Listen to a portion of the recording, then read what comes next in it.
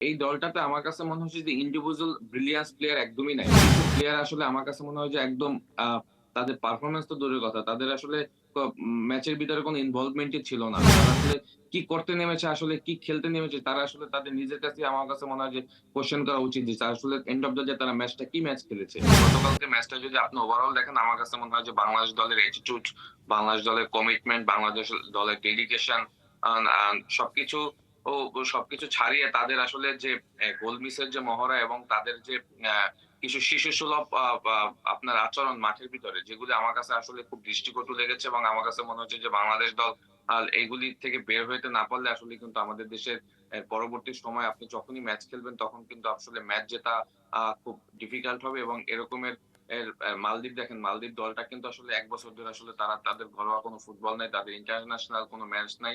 তারা শুধু তাদের এএফসি কাপ ক্লাব ফুটবল মার্জিয়া এফসির কিছু প্লেয়ার খেলার সাথে ইনক্লুড ছিল। সো এই দলটার ফিটনেস লেভেলও আসলে আমার কাছে মনে হচ্ছে যে অনেক কম। সেই দলটার সাথে যখন আপনি হেরে যাবেন তখন তো আসলে অনেক কোয়েশ্চেন চলে আসবে। প্লেয়ারদের ডেডিকেশন বলেন, কমিটমেন্ট নিয়ে কথা আসবে। সুতরাং আমি বলব যে আপনি যেটা বললাম যে আপনি ফুটবলের হলো গোলের খেলা। আপনি যতই চান্স ক্রিয়েট করেন, যত কিছুই করেন এন্ড অফ দ্যা ডে ম্যাচে যদি গোল না করতে পারেন, আপনি কখনোই জিততে পারবেন না এবং ওই জায়গাটাতেই আমার কাছে মনে হচ্ছে যে গতকালকে বাংলাদেশ ম্যাচটা হেরে গিয়েছে। মালদ্বীপের কথা বারবারই আসছে, কারণ তারা প্রায় ১ বছর পরে, ১৩ মাস পরে তারা মাঠে নেমেছিল। ইভেন গেল সিজনে তারা কিন্তু ঘরের মাঠে তাদের লিগও খেলতে পারেনি বিভিন্ন সমস্যার কারণে। সেই দলটা যখন মাঠে নামলো, উল্টো দিকে বাংলাদেশকে আমরা দেখতে পেয়েছি তারা এবার বিশ্বকাপ বাছাই খেলেছে, সুদানের সাথে খেলেছে সিরিজ, ভুটানের সাথে খেলেছে। ইভেন এই যে প্রীতি ম্যাচ, এটা ৫ নাম্বার ছিল। সব মিলিয়ে এত পিছিয়ে থাকা একটা দলের বিপক্ষে আমরা যখন এমনভাবে স্ট্রাগল করতে থাকি, স্কিলের প্রশ্নটা আসে কিনা? না, তা তো অবশ্যই আসে। দেখেন এই দলটাতে আমার কাছে মনে হচ্ছে যে ইন্ডিভিজুয়াল ব্রিলিয়ান্স প্লেয়ার একদমই নাই। আপনি যদি একটু অপোজিট দিকে মালদ্বীপের দিকে আপনি যদি একটু ফলো করেন, দেখেন তারা যে সেট পিস থেকে গোলটা করেছে, আ এই ধরনের অ্যাটিটিউড আসলে আমাদের ছিল না। আমরা কিন্তু অনেক সেট পিস পেয়েছি, কর্নার কিক পেয়েছি।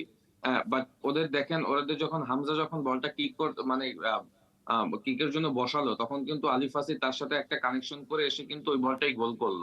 সুতরাং এখান থেকেই বোঝা যায় যে তাদের আসলে কমিউনিকেশন, তাদের ডেডিকেশন লেভেলটা আসলে কত উপরে।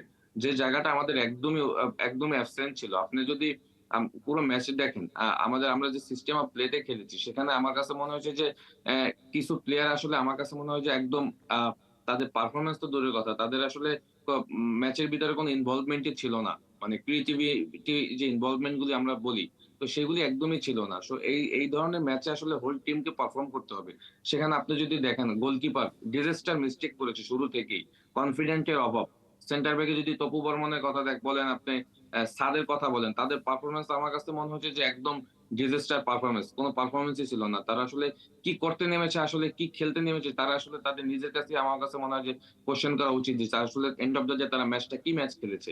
এবং মিডফিল্ডে যদি দেখেন কোন রোটেশন ছিল না, কোন কমিউনিকেশন ছিল। At the same time front লাইনে যদি আপনি মুরসালিন, রাকিব আমার কাছে মনে হচ্ছে যে মানে এরকমের বাজে ম্যাচ খেলার জন্য আসলে তারা কতটা প্রস্তুতি, এরকম প্রস্তুতি নিয়েছে এটা আসলে আমার জানা ছিল না। মানে কি করতেছে, মানে আমি আসলে কোন মুভমেন্ট আছে, সবকিছু আছে। বাট ফিনিশিং এর জায়গায় গিয়ে আসলে তারা কি করছে?